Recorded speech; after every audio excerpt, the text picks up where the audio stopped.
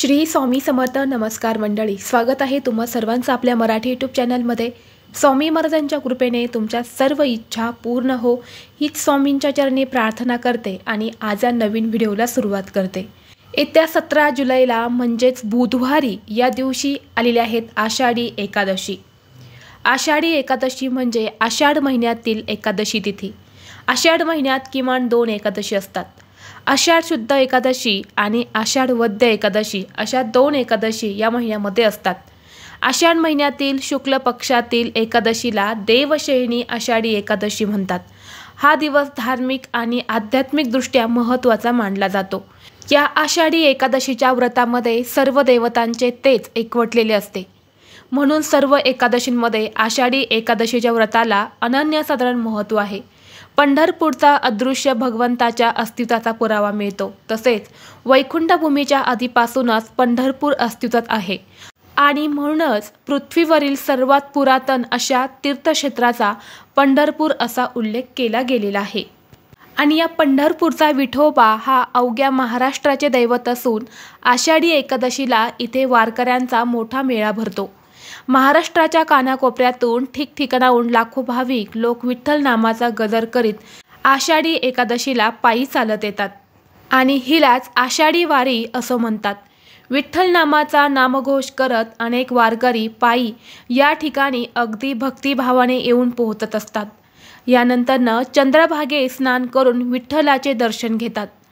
या दिवशी विठ्ठलाने त्यांना दर्शन दिले असं समजून ते या दिवशी व्रत देखील करत असतात. आणि म्हणूनच आपल्याला या आषाढी एकादशीच्या दिवशी ही एक चूक जी आहे तर ती अजिबात चुकूनही करायची नाही. जर तुम्ही आषाढी एकादशीचं व्रत केलं आणि ही एक चूक जर तुम्ही केली तर तुम्हाला या व्रताचं कुठलंही फळ जे आहे तर ते मिळणार नाही.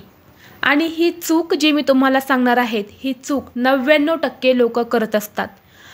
आणि म्हणूनच अशी कोणती चूक आहे ती आपण या एकादशी दिवशी करायची नाही याबद्दलची संपूर्ण माहिती मी तुम्हाला आज या व्हिडिओमध्ये सांगणार आहे. तत्पूर्वी जर तुम्ही आपल्या चॅनलवरती नवीन असाल तर चॅनलला सबस्क्राईब करा आणि हा व्हिडिओ तुम्हाला आवडला तर लाईक करा आणि सोबतच बेल आयकॉनचं बटनही दाबा, म्हणजे जेव्हाही कधी मी नवीन व्हिडिओ अपलोड करेल त्याचं नोटिफिकेशन सर्वात अगोदर तुम्हाला भेटेल आणि तुम्ही एक पण व्हिडिओ मिस करणार नाही. आषाढी एकादशीच्या दिवशी तुम्ही उपवास केला नाही तरीही चालेल, पण ही एक चूक अजिबात करू नका. कारण भरपूर लोकांकडून ही एक चूक कळत ना कळत ही होतेच. म्हणजेच 99% लोकांकडून ही चूक जी आहे तर ती होत असते. आणि म्हणूनच मी तुम्हाला आज सांगणार आहे की आपल्याला ही चूक जी आहे तर ती करायची नाही. तर पहा, तुम्ही वर्षभरातील कोणतीही एकादशी केली नाही तरीही चालेल, पण वर्षातील आषाढी आणि कार्तिकी या दोन्ही एकादशी आवर्जून करा. कारण आपल्याला वर्षातील 24 एकादशी व्रताचा लाभ जो आहे तर तो होत असतो.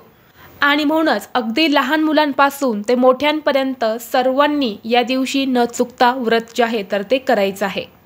आणि या व्रताच्या दिवशी आपल्याला कोणत्याही झाडाची हत्या ही करायची नाही.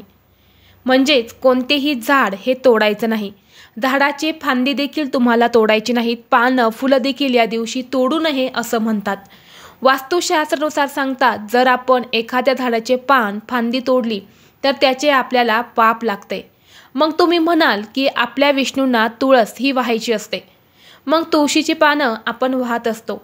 मग तुम्ही तुळशीची पाने ही अगोदरच्या दिवशीच तोडून ठेवायची आहेत. किंवा खाली पडलेली जी पानं असतात, गळून पडलेली पाने, ती देखील तुम्ही वाहू शकतात. म्हणजे भगवान विष्णूंना तुम्ही अर्पण करू शकता.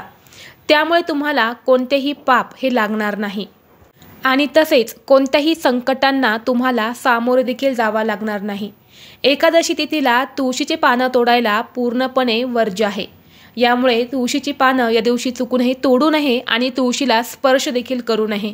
कारण या दिवशी माता तुलसी आपल्या हरीसाठी व्रत करत असते आणि ही तुळशीची पानं तोडल्याने या व्रतामध्ये अडथळे येतात. आणि म्हणूनच आपण व्रत केलं तर त्या व्रताचं आपल्याला कुठलंही पुण्य जे आहे तर ते देखील मिळत नाही. तर तुम्ही आता म्हणशाल की शेतकरी गुरांना चारा घालतो, मग त्यांनी कसे करावे? तर पहा, गुरांना चारा घालणे म्हणजे त्यांची उपजीविका भागवण्याचे काम आहे.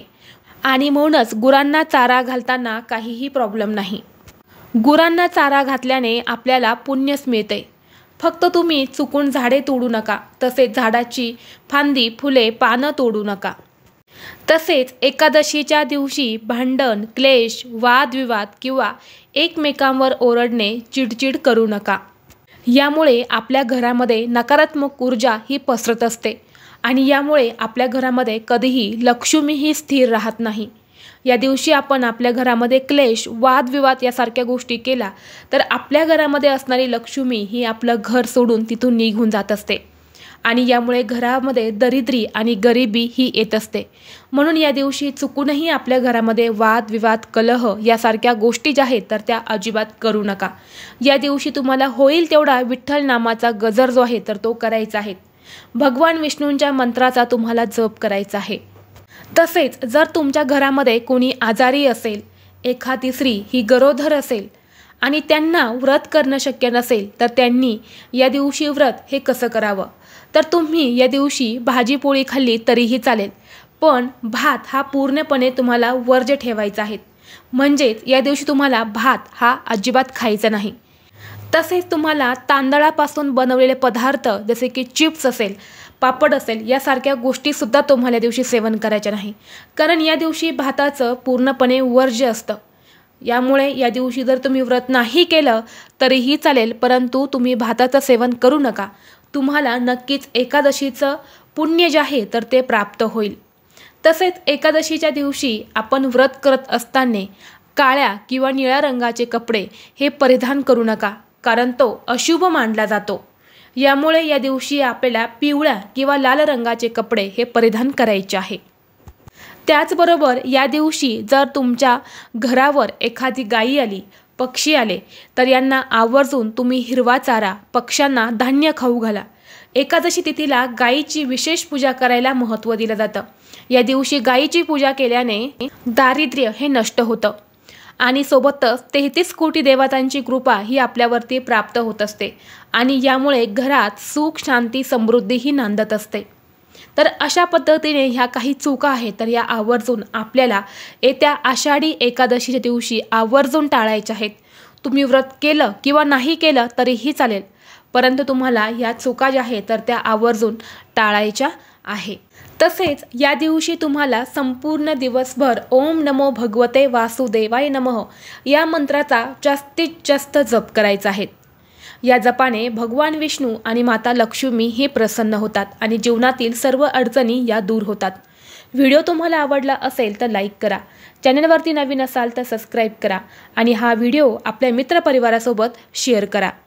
चला तर मग भेटू असंच पुढल्या एका नवीन व्हिडिओमध्ये। तोपर्यंत सर्वांना श्री स्वामी समर्थ।